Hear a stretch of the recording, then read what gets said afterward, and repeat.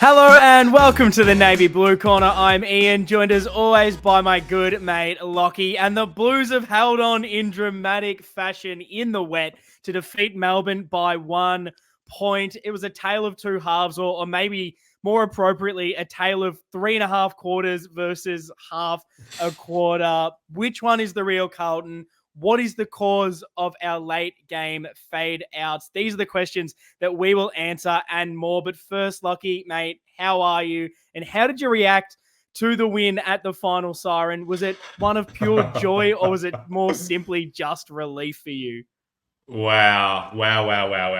So many different emotions during this game. Honestly, I could not bear to watch the last minute live. I had to take myself away when that Gorn goal went through. I could not handle the heartbreak of what was probably my most enjoyable first quarter of the year to then if we lost that one. I don't think I could have taken it. It was grim sitting there in those final moments. You're maybe lucky, weirdly, in London because you probably had a Yes. lot nicer weather than we had in Melbourne. I figured out at my seats at the MCG that, you know, I like to talk it up a bit of level 2, sitting up there in the We fancy love the level section two. for once, which I don't tend to get in most aspects of my life. So it's nice to get at the footy.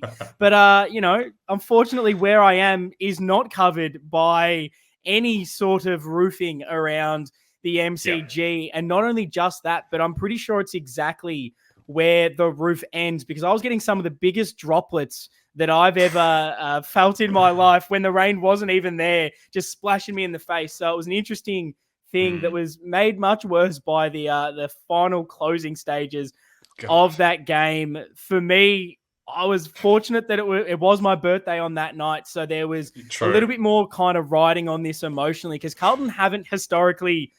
Look, I haven't won many games, which I think is more the focal point in my life. But particularly around my birthday, I can't recall a win. So I was riding that like it was a final-esque at the ground, being like, please, Yeah. boys, just get it done. And so it was so stressful, more stressful than it probably would have been if it was any other day of the year. But I'm keen to get Yeah. your thoughts on this, keen to get everyone's thoughts who are listening and watching this one as well. So drop your thoughts to anything we discuss in the comments if you're watching on YouTube, and head over to the socials at Navy Blue Corner if you're listening in audio form. But let's start at Navy Noise. Let's break this down, Lockie, Yeah. because in the previous week, we lost to Collingwood in kind of heartbreaking fashion. Scores were level. A late goal didn't go our way. We kind of discussed things in heavy detail last week, and I think we kind of settled on really wanting to see a response, wanting to see tackle pressure up, space inside 50. We talked and spoke at length about the forward 50 and how our forward line functions and the lack Yeah. of space that we're creating. Everything we seem to talk about and the things that we wanted to see. I feel like we got just about all of them to start that game. So I'm really keen to Yeah. get your thoughts on what you made of that hot and clinical start against Melbourne. Oh, 100%. It was a complete 360, it felt like. I guess my takeaway when I was watching it back was I just felt like we were simply smarter with how we were doing things. We had more variety in the way that we were going inside 50, like getting the goals from different ways. Still doing some of that long and fast stuff, but with more variety, more of that leading and creating, having patience when needed, like taking those systematic short kicks to get a better inside 50 look. There was lots of examples of that.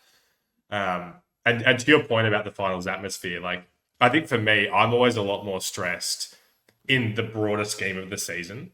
Like losing this game would have been 3 losses in a row. The narrative would have kept continuing, all that. So that's why it felt extra important to get this win. So to do that in the first quarter, like I just could not be happier going into quarter time.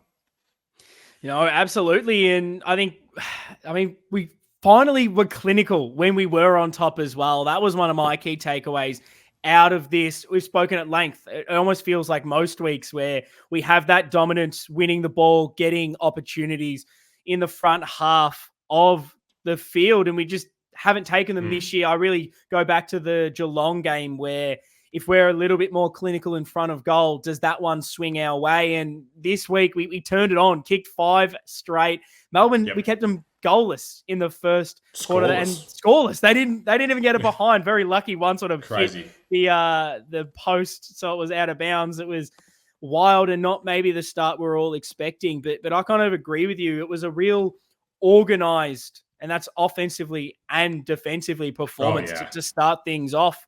Our work rate and ball movement were incredible. So I kind of want to ask a bit of a question off the back of this to delve in a bit further. We had some big inclusions. Gov goes down back. We've got big Jack Martin up forward. Is it as simple as the change and the difference was just their influence on the game, or is it a bit more nuanced than maybe we're giving it credit? Good word. We always know it's more nuanced than just those things. But, my God, it just felt so obvious from the get-go. Terry mentioned in his review, whenever there's like a player coming back like this, you're always watching for like that moment with them of when you're like, yes, they're back. And I felt like Gov and Martin both had those early, where just at each end of the field, they show how not only they're individually so important, but it just made Wiedering and Kemp's lives easier, made Charlie and Harry and TDK's lives easier. So much better with those two in the team. Yeah, I got out of my seat pretty quickly with that Jack Martin sort of somewhat screamer-esque mark, big pack mark. That was just great to see. And there was those little moments, like something that was a bit of an overarching theme, felt like it was there throughout the week amongst the fans on social media. A lot of talk around, I guess, crowd and maybe us being a little bit frustrated that the week prior, Collingwood's crowd probably beat us as fans. They were a bit louder when it mattered. And we kind of took that on, and I really noticed that. I don't know how well it came across on the TV compared to live, but they were so vocal for most of that game, and there were little moments that we really cheered, and I liked us getting around a guy like Jack Martin. As soon as he takes that mark, it's everyone's up and about clapping and saying, oh my God, get back into the game. This is what we want to see. There are moments for Gov. And, we come back after this at quarter time, and they got a bit of a standing ovation because of the work rate, because of the tackle pressure and the effort. This is what I think Carlton fans want to see. I love that I heard that from Michael Voss saying that, that's what the Carlton fans are here for. They'll bring the noise if you bring the effort and intent around the ball. And I think that's kind of us as fans to a T. And that's, really what I kind of noticed. We worked so much harder to create space and create other options for 100%. Teammates that I probably haven't seen as much this year. There was a real need to create that handball option or leading out into space to help others. And it really took the pressure not only off the guy who had the ball in his hands to make a better decision, but then the guy who receives the ball, all of a sudden he's in a little bit more space. He's got more time on the ball, which again, we were talking about these issues after the Collingwood game and the quick handball under pressure. So I think it was good to see that response. What else were you kind of noticing as those bigger improvements, particularly in that first half? Yeah, I mean, it kind of is similar to what you're just talking about then, but the way that we were going inside 50 felt just a lot, like I said, for more variety, but systematic as well. Like that Martin goal was a perfect example. I can't remember who it was specifically, but we had the ball about 70, 75 out, where typically if we're in that position, it's like, all right, let's just get it in there. But instead, a couple of short kicks to Hollands on maybe a bit of a weirder angle, but it just changed things up. And it meant that those gaps opened up, sit the ball on Lever's head, and then let Martin go. Like that felt like an obvious change where it's like, let's not just do the easy, simple thing. Let's just try and make our inside 50s optimal. And it's crazy as well, because this is another week where we had 20 less inside 50s. That is a worry.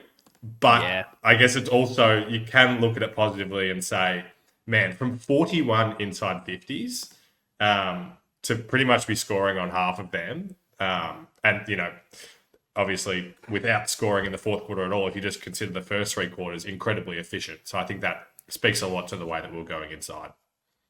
Yeah, interesting with the inside 50s. We lost that count every single quarter, -2 in the Yeah. first quarter, which looking back, I didn't seem to notice. And maybe that's just Neither. how I wish there was maybe quality of inside 50s if that was a stat that was recorded, because clearly the way we structured up defensively, being able to intercept and then move the ball, Gov was big with that immediately as soon as he's marking it, looking to go. But much like you're talking about inside 50, moving the ball from D50, we had guys working, guys running, creating different lanes, creating space behind them for actually having that movement, which we've been crying out for a long time. So to see that they are capable of that is incredibly sort of heartwarming to know that they've got that within them. And I think it's interesting with the ball movement inside 50, because sometimes we probably do overuse the football as well to try and get that perfect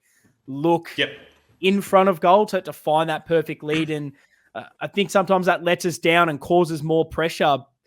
I don't know if this is just the directive and what they are trying to do by overusing the footy, but it's just incredible the difference in when you have guys actually working in front and behind of the ball.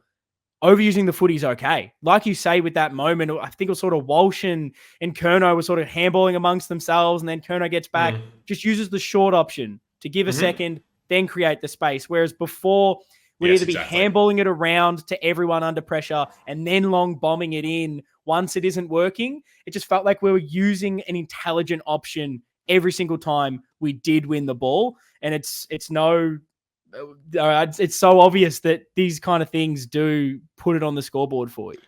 Yeah, the concept of overusing the ball is a tough one to me, because I often feel like we only say they overused it if it comes unstuck, which kind of goes without saying. But you know what I mean? Like, if you do 5 quick handballs and then you hit a target, we're happy with that, and that's just being patient and making a good option. But yeah, it's all about the balance. It's all about the balance. We want them. I do not want them to be doing that every single time, but yeah, it's about not allowing the defense to understand what we're going to do. Against Collingwood, my God, every single time they knew exactly what we were going to do, and this week it was a lot more unpredictable, I felt. And having that option of that player rather than the ball carrier having to think about it was a big difference from last week to this week. A lot of it felt so much more systematic of what we were attempting to do there. There felt like there was a bit more chemistry amongst the guys out there. And I don't know, I'm putting so much 100%. down to work rate, really. And another thing I was really impressed with was our tackle pressure and the desperation on little moments. It was wet. It's hard to be perfect out there. And I thought for most of that game, we played the conditions smarter than Melbourne. There was a desperation to tackle, but there was a lot of smothering. There was putting the pressure on the kick, knowing that we just need this disposal from Melbourne to be 5% off. And in the wet, that can be everything. We caused so many turnovers from that. And sometimes we did just hack it forward off the ground, knowing that you just need the territory. And these are they're such simple things. But when I maybe haven't seen this from a Carlton side consistently and quite often, I think I have to kind of praise it when I do see it. What did you make of the overall pressure and maybe a bit more of the smarts in the wet weather? Yeah, I definitely agree on the smarts part. The pressure, I agree. And I think hats off to Melbourne. I felt... my feeling was Melbourne's pressure was probably better than ours throughout the entire game. I don't know if you would agree with that or not. Like, I felt like they really brought it, and that was one of the big reasons why it was so close, particularly in that fourth quarter. But even throughout the game, I just felt like they were applying very good pressure to us. So, yeah. What do you think of that? No, I mean, the tackle count and all the stats would indicate that the pressure was pretty even. We won the tackles in the first quarter by 2, and then for the next 2 quarters, it was -12, -10. I know that also has to do with who wins a lot more of the football, but even inside 50 tackles, we kind of lost that every quarter except for the third, which is interesting because that's something that we kind of hold our hat on, that the forward half pressure, locking the ball in there. But I do think that their tackle pressure was up. I'd love to see the stats on the Fox Footy pressure rating to see how consistent that was for the whole game. It was probably that difference, particularly early, of our ability to cope with the pressure, which hasn't been something we've been Precisely. able to say quite a lot. And that was maybe a bit more of maturity that I think I finally saw from us, because you kind of touched on it earlier. Going in, we've had this run of really tough games against really good opposition. It's been a bit of a short turnaround that many have been talking about as well, for the lack of time in between those games. And you wonder what that can do to you if you have lost a few, and you know there's more tough fixtures coming up. We've got Sydney again this week, and another tough fixture against a top 4-ish side. You need to win these games. So for us to really make a statement early on this contest and prove that not only are we part of this contingent, we are a contender, but we're going to absolutely try and wipe the floor with you and be better all over the ground. I guess, did you have any other sort of thoughts and feelings around what went well for us?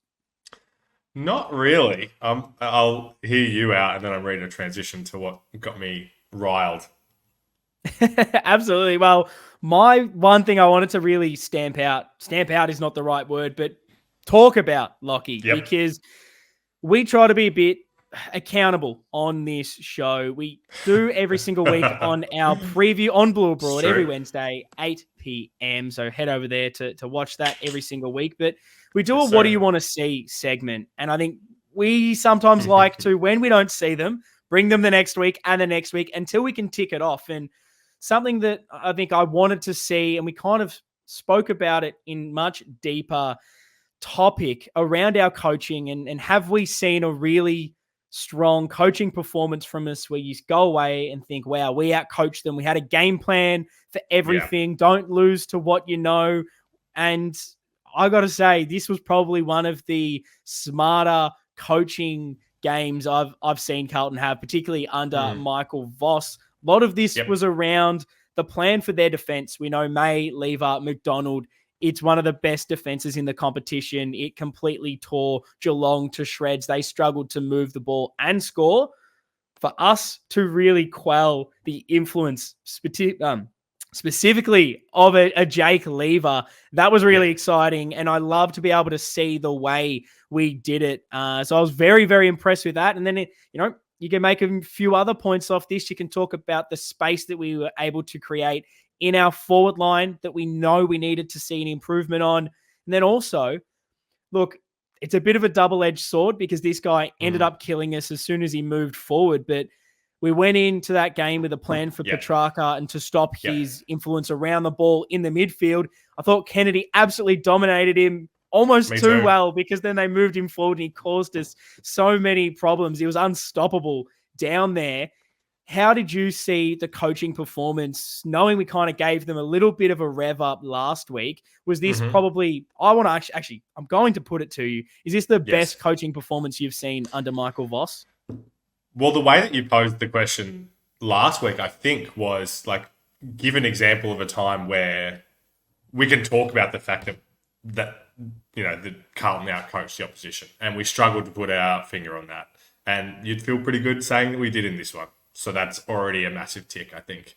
You summarized it all really well. Like, on watching the replay, it was so obvious when, whether Lever was on, with Durden or, with TDK at times, they were moving in ways that wouldn't allow him to get to that contest. Like, simple, right? Like, and it was extremely evident in the first 3 quarters that we did that really well. And then there was lapses in the fourth in the way that we did that. But yeah, you nailed it. And then the Petrarca thing as well. Like, I mean, I don't know if I want to actually get into this or not, but I feel like the commotion about, and even you, I feel like you're going to challenge me on this. People are saying that Petrarca's performance was like the best performance by any player this year so far. That's what Kane Corn said. I just did not see it that way at all. I know he kicked 5 goals. I thought, Kennedy did an absolutely unbelievable job on him early, which was great. So, I'm super happy with the coaching from this one. The Petrarca thing's interesting. I wouldn't say it's the best performance individually all season. It was really, really good.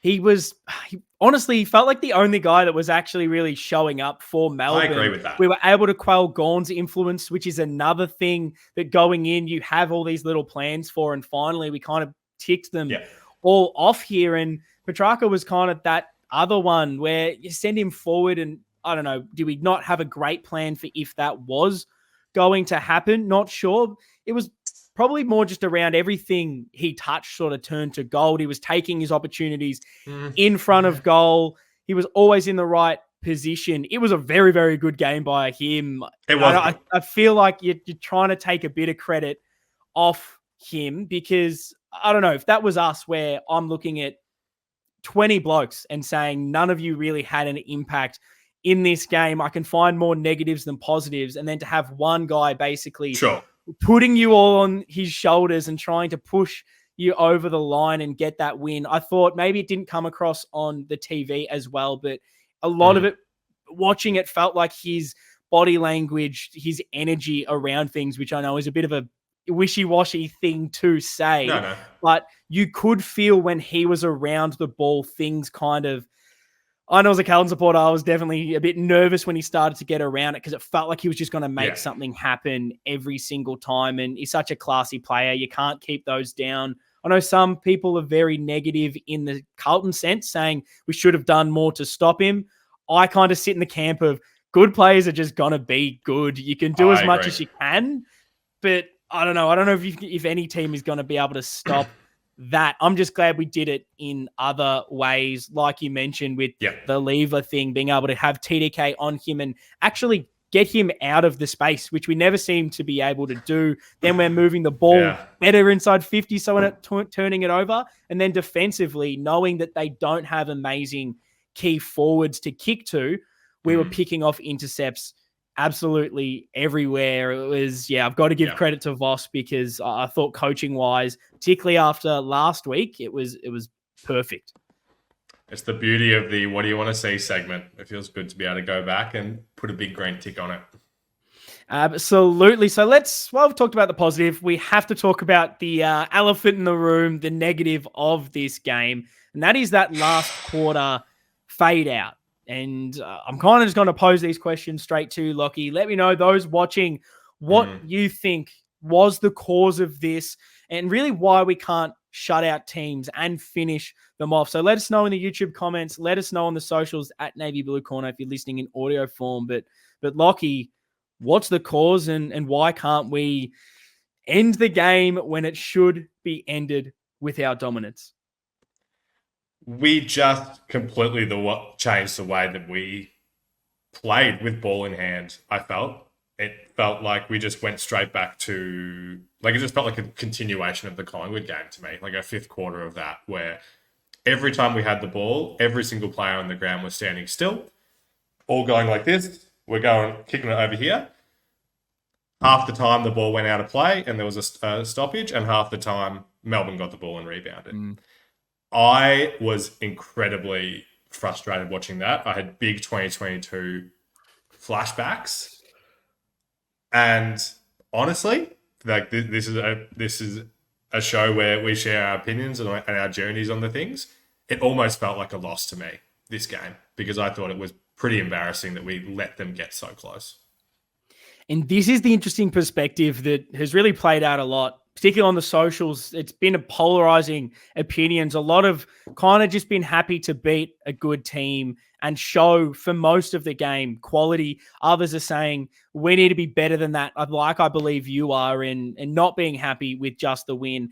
I'm again in that probably stupid point where, because I mentally put so much into this game, being a birthday game, which I know is so ridiculous, but I just wanted the win so I could enjoy the day. So I find it hard to take that away from whether it felt more like a loss because of the end of things. But I tell you what, and a funny little anecdote is it was pissing down in Melbourne, as you could see, but particularly as soon as that game ended, it was like torrential rain. Now, whoever is in charge of the weather app, I tell you what, I don't know what you're doing, because the night before, Wednesday night, I checked the weather app. I'm pretty sure I even checked it Thursday morning, said that and I was doing the Melbourne weather in particularly, Yeah. didn't want to go out east and see what it was like there because I wasn't going to be there at nighttime. It was telling me True. not only was there no rain expected for Thursday night, but there only might be rain at about 10 p.m. on Friday, like 30% chance. So It's I was 2024, so mate. What are we doing? lucky that just before I headed out, I was about to bring just a regular jacket, and I thought, you know what? If it gets really cold, I do want the MacPack hooded jacket. And my God, did that thing come in handy. But unfortunately, my sister decided to park like 3 Ks away from the MCG. So, mate, it was walking home after a win. Great. I was loving it. Had the hood down, was just loving sitting in the rain and enjoying it. But I just had this thought halfway through the walk thinking, my God, how grim would this be if we had lost that game in that fashion on my birthday, pissing down with rain? It would not have been a good night at all. I think I would have come on here absolutely fuming. Whereas, I don't know, weirdly, I'm not as down on things. So tell me why and what about that kind of makes you upset about the closeness of that win? Well, like that Dacos goal was, that was the difference between a win or a loss. Falling into Petrarca's back at the end and giving him a push in the back instead of holding the ball would have been the same thing. So we're inches away from a loss. Like, that's how close it was.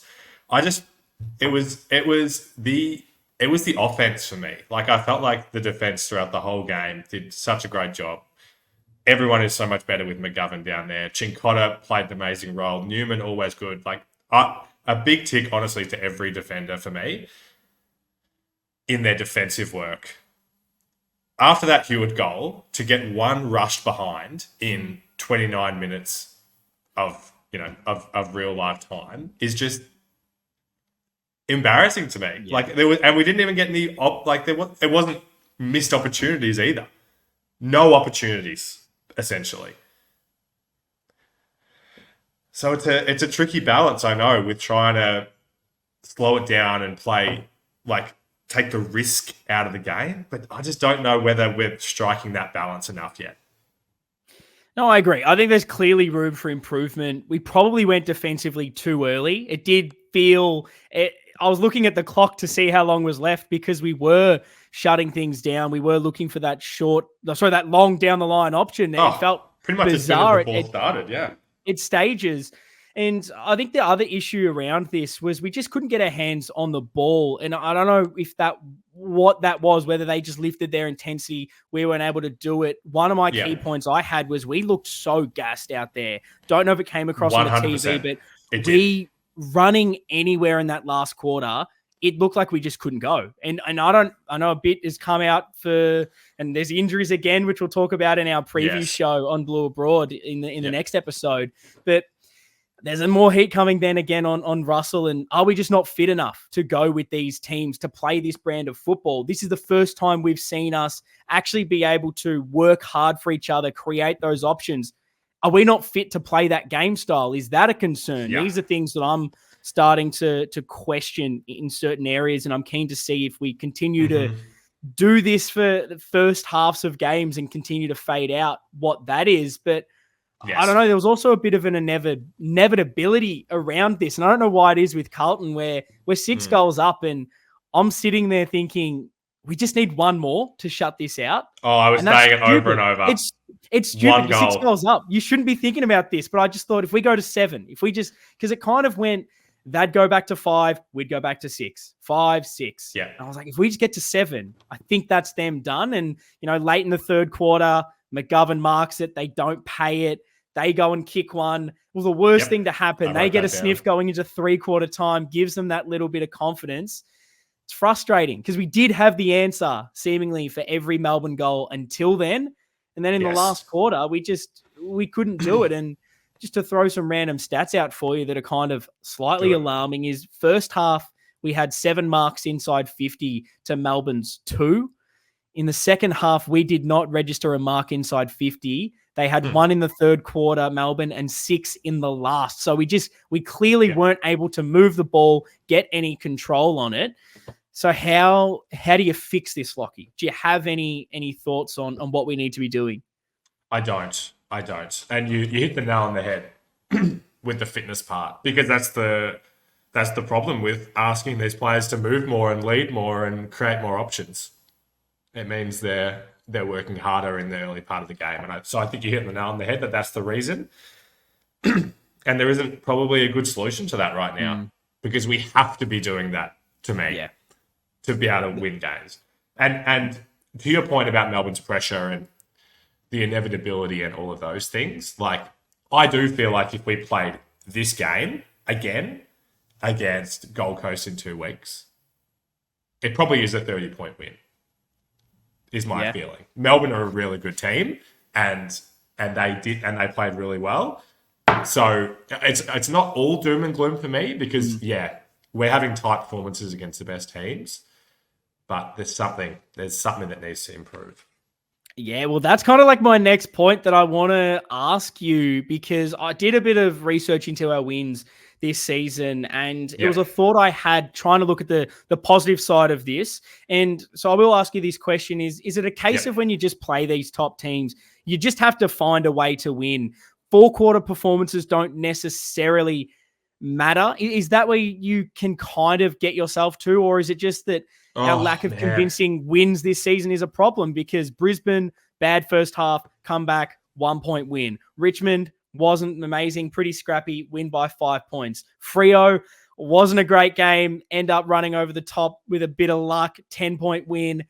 Now a Melbourne game where we dominate for the first half, stuff up in the last, win by a point. Is the lack of consistency and convincing wins a problem, or is it, you think about our close losses this year, we've had weirdly an average winning margin of 15.3 points, because the outlier there is, the big win against North Melbourne, 56 points. And then you look at our average losing margin, it's 3 points. So it's a fine line between winning and losing. Where do you kind of see, I guess, where Carlton are at right now? Man, I don't have a good answer to it, because part of me just looks at Collingwood last year and all of the unconvincing wins that they had, and they got over the line. It shows that it can be done. But like I mentioned earlier, fingertips away from losing this one, and then what's the narrative about Carlton? Because we'd be 5-4 out of the 8. What do you think? It's interesting, because you look at like our losses. So always kicks that goal. Of course, exactly. We win that game. All of a sudden, there's no pressure on it. Geelong, we take a few more chances. We win that game of football. I wasn't unhappy necessarily with that loss because of the performance. Collingwood, we were poor, but scores are level with 1.5 minutes to go. I'm trying to be positive at the moment. I am going, okay, when you come up against really good opposition, and that's what we have at the moment. We seem to be playing all the teams when they're at their best, maybe apart from obviously Adelaide there, but I think about Freo were on top of the ladder, I think, at the time. We're going to be playing Sydney when they're amazing. We're playing a lot of these teams when they're in quite a bit of form. Melbourne just off the back of beating Geelong. I think you just got to be positive, take the wins, and hope that we can sort everything else out, because our best is clearly at the top. We both agree with that. It's about 100%. Finding that level of consistency and fixing those issues. I think I'm impressed that I asked a lot of questions last week and I got a lot of answers positively for those, that I'm going to try and say that the last quarter is what it was, unless it starts to become a trend week on from here on out. But, we're always tend to be a bit more positive here. So it's interesting to have those different perspectives, because it could easily go the other way. Yeah, no, for sure. And I'm still extremely positive about the outlook of the season. Like, we're sitting in a good position win-loss wise. Like, that is where it is. And we still have time for us to be able to work on these things.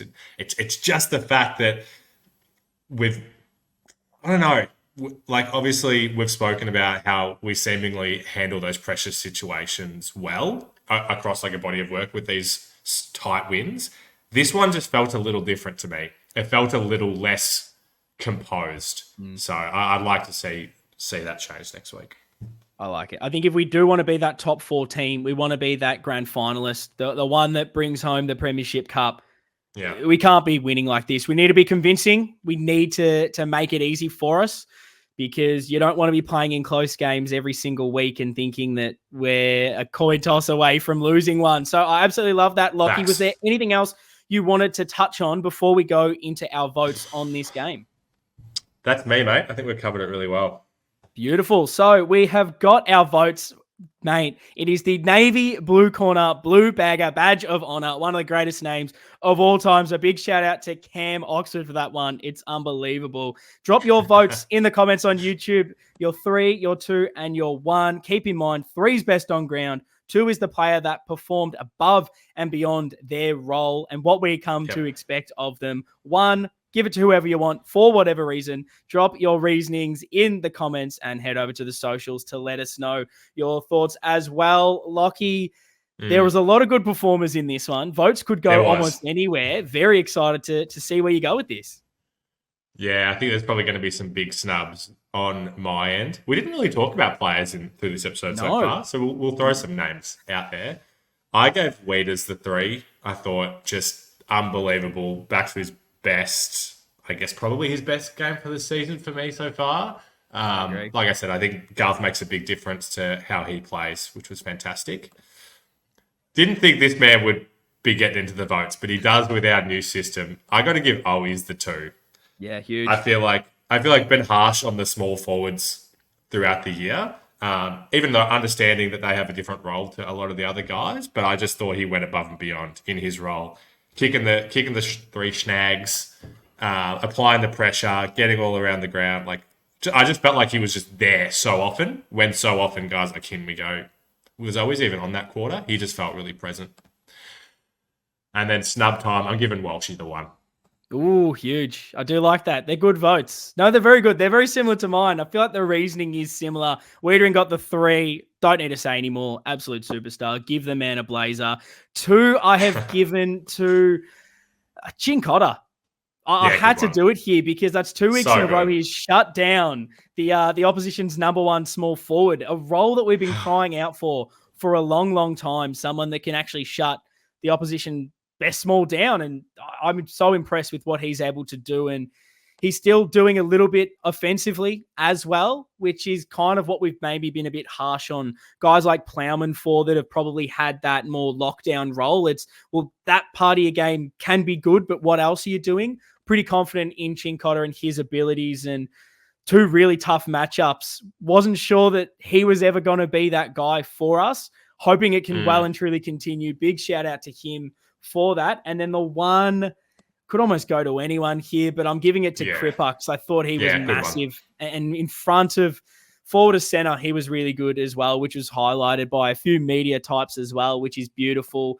Love a little left foot snap goal, but I'm not liking the amount of left foot kicks he's doing in traffic. He needs to get rid of that, but regardless, the captain gets my 1. Absolutely loved it. Anyone else you just wanted to give a bit of a shout out to from the Melbourne win? Oh, I hadn't thought about shout outs. I mean, there's so many guys that could have been justified for a 1. No, I'm going to feel like I missed someone if I do. Do you got any? Well, I don't have it off the top of my head. I think it's the same. I mean, Harry was good. You always have those kind of players as well. Pito was good in the ruck. Really getting under Gorney's skin. Yeah, I feel like we can just go and name everyone. Nick Newman continues to go under the radar as a really solid contributor every single week. So, yeah, I mean, you could on Holland is getting there. Yes, he's doing little bits, like him getting a bit more midfield time. Very keen to discuss all of that. So, no, very, very pleased with things. Now, before we head off, I do have a slight surprise segment back in this week. No idea if you've got any for this, Lockie, but like always, I'll make sure to carry it. It is the Hall of Fame. After a few weeks off, we are coming straight back in. Let's hit that sting. Ladies and gentlemen, it is time for the ceremony of ceremonies. Straighten your tie, adjust your monocle, and raise a pinky for the Navy Blue Corner Hall of Fame. I really wish you could have seen what just happened, people. I've never seen a man run so quickly out of the camera stream to just try and Retrieve the find a tie. tie. Surprised you took it with you. I wasn't sure if that majestic tie was going to make the journey. So I'm very pleased with that. I will throw you straight under the bus, though, because something caught my idea. Eyes is what I'm looking for there, that I needed to throw in to the Hall of Fame. Anything from you this week. Maybe it's not even footy related. Maybe it's those beautiful meal deals you're finding in the UK. If you do induct something, maybe it's something you've stumbled across in your travels that is a bit new to you that you want to give a bit of a shout out to. Anything to induct this week into the Hall of Fame, Lockie. You've hyped me up and I'm gonna under deliver because I've got absolute donuts coming to my mind right now. But what that tells me is, for you to bring back this segment after a couple of weeks off, you must have an absolute perler that everyone needs to open their ears for. Look, let's bloody hope so. Otherwise, this segment may never return again. But we've got a bit of an honourable mention because I jotted this one down. Could be mine. As in contention. So I'll happily say that this is all Lockie's idea. Thank you. This is to think about in this game. It is a Carlton player. It's to Charlie Curnow because there was a beautiful moment in this game where we're streaming forward. Charlie has the ball and he absolutely shanks it off his knee, goes straight out of bounds. And, the Melbourne fans, as you always do, are going, come on, give me insufficient intent. It's not given, but then cheeky from Charlie to give it to himself, does the full signaling. We do love that. Like he's an umpire. I quite like that, to actually see someone with a bit of sense of humor on the field. So that's an honorable mention. Not sure it's good enough to be inducted. But Lockie, I'll tell you what is. Now, I was outside gate 4. There is a lovely little merch vendor, nice little hut there that I was waiting for the people that I was attending this game with to arrive. And I was like, okay, this is a lovely landmark position to wait at. And, I'm looking around, just doing a bit of people watching, as we like to do, seeing what everyone's up to. And something that was one of the funny things I've ever seen is in the merch shop, there's a father and a daughter. She was probably like, I don't know if she was even 1 year old, and she's looking at the plush toys.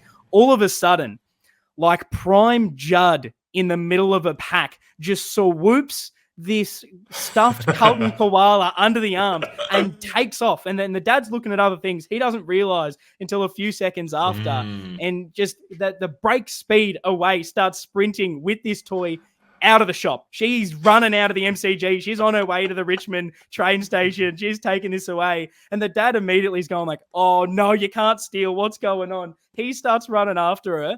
And in potentially like the cutest thing a kid's ever done, just looks back at dad and just goes, bye. And she's just sprinting off with it. And he's like, no, that's stealing. You can't do it. Now, big shout out to whatever her name was, because I love a bit of, maybe we don't condone stealing on this show unless it's maybe a Woolies or Coles, allegedly. Does that give me clear of any legalities? But I tell you what, when you see a kid that doesn't know any better just take something that they want, it is absolutely incredible. And the Jets on it, I think we need to keep an eye out for the AFLW team in a few years, because tell you what, there were some evasive skills there. And look, if that dad didn't buy that koala for I don't know what we're doing. I was ready to set up a GoFundMe and make sure that she got that stuffed toy. It was one of the greats, one of the great thefts you'll ever see. Well, I'm firstly disappointed you didn't go after her, and do some proper journalism and, get a quote or something after that, get at least a name. But I just love that they've absolutely conned you here, even. You think the dad was not in on this? This was a plan from the get-go. Oh, no, you can't steal. This is off legit. They are into the sunset. This was legit what I started to think near the end. Like, after there was like, that would actually be the greatest con ever. Like, oh, so no, good. That's stealing, daughter. You can't do that. And all of a sudden, they just sprint off. But no, they did return back to the shop. Okay. I can say that. Now, whether it was a long con of we return her back to the shop, and while we return that, she takes something better. Maybe they took some really bobbleheads. Not sure, but maybe that's the ruse and the way to do it. I don't feel like this podcast should have turned into ways to steal at the AFL merch stores at the MCG, but it may have turned into that. So I guess if you're into that, please don't do it. But if you're a kid, it's funny, I guess, is where I want to leave that. But that's the Hall of Fame entry this Well week. done. It lives up to it. I'm going to be holding you to this next week, Lockie. I will have one. I maybe don't have to have one. We'll see. I'll try my hardest, but you definitely will lock you into that. And if you have anything that you would like to induct, if you're listening, watching this, doesn't even have to be footy related. I want this segment to go above and beyond. Might just be something funny that happened to you, a funny little anecdote. Maybe it's something you want to rant about, because I tell you what, I could be on here for 12 years ranting about things and inducting stuff left, right, and center. But that is going to be Hall of Fame for this week. It's good to have it back. And there is still plenty of content coming from us throughout this week. If you enjoyed this episode, make sure to like, make sure to subscribe and follow wherever you're listening or watching this. But don't worry, we will be previewing our big clash against Sydney, talking about the team changes, talking about what we've got to do to win. Every little news story that we'll be breaking, we'll be talking about it. You can watch it on the Blue Abroad YouTube channel. Links will be in the description.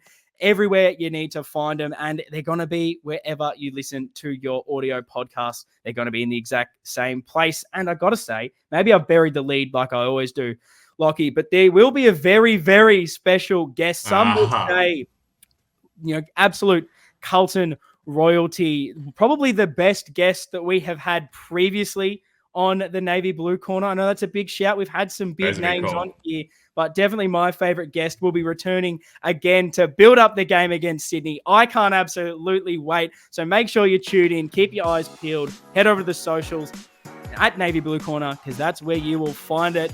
But that's that. That is our 1-point win against Melbourne. Up the bloody baggers. See you guys next time.